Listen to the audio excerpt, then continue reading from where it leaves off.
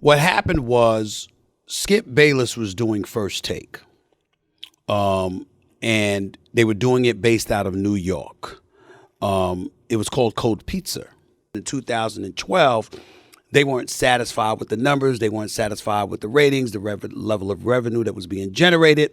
Skip Bayless comes to me in the parking lot on the campus of ESPN in Bristol, Connecticut. And he says, I know you got your plans. You love the NBA. You love being out on the road. You love being in the locker room. But he said, but I need you. He said, I can't. I've done all that I could to take this as far as I could go. I need you to do this for me, please. He said, I just need 3 years. He said, I think we'll knock it out the park. I thought about it. Those were clearly my best options. They weren't about to give me my own show or anything like that at the time. I thought about it for a couple of days. I said, all right, I'll do it. 1 month later, we were number one. And we've been number one ever since. Skip Bayless's wife, Ernestine, sent him this clip, and Skip did not like it one bit. He had a very strong response. Roll the clip. Let me gather myself. What? I cannot tell you how wrong that was. It was so recklessly inaccurate. It was such shocking fabrication. And my first thought when Ernestine sent this to me to peruse, I thought, how could my brother Stephen A. turn on me like that? On me? Seriously? Stephen A. was suggesting that he saved and then made First Take. How can you save and make a show that was already as big a 1 billion to 1 success story as ESPN had ever seen? The ratings and the revenues were impossibly great when Stephen A. joined me in 2012. With Stephen A. as my partner, First Take would never touch the NFL Monday ratings that it hit in 2011, pre-Stephen A. And I had taken First Take as far as I could? Seriously? I was just getting started. The rocket had just launched the year before in 2011.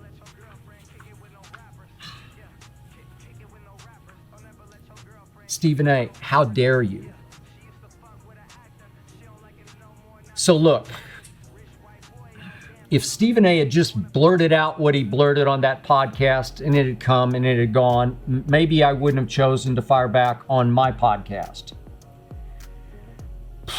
But fortunately or unfortunately, the New York Post wrote an entire story about those remarks. Then it seemed like every website from here in LA to New York picked up or reacted to the Post story. And suddenly I was in danger of this fiction becoming fact. If left unopposed by me, this outrageously revisionist history just might have morphed into bona fide history, and maybe it still will. Maybe it still will become part of that public domain, and in the future, I don't know, maybe every time someone goes to write about the all-time amazing success story, the against all odds rise of First Take, they will accept as gospel that Stephen A. saved and made First Take. But trust me, that is utter untruth. To use one of Stephen A.'s favorite words, that is just blasphemy. There is two sides to every story, and let's be real, this one is probably a mix of both. I don't think Stephen A. Smith saved First Take from utter failure by any means, but I also think Skip Bayless is much better off with the help of Stephen A. Smith. Why do I say that? Because Stephen A. would guest star on First Take before he was a permanent member of the show, and the ratings would blow up every time Stephen A. came on. So then Skip said, hey, let's make this a permanent thing. I'm sure Skip Bayless did go to Stephen A. in the parking lot, but I don't think it was like, oh, Stephen A., I need you, please, we're gonna knock this bad boy out of the park. It was probably more like, Stephen A., when you're on the show, the ratings are better, and I wanna make this a permanent partnership. What do you say? Give me 3 years and we can take this thing to another level.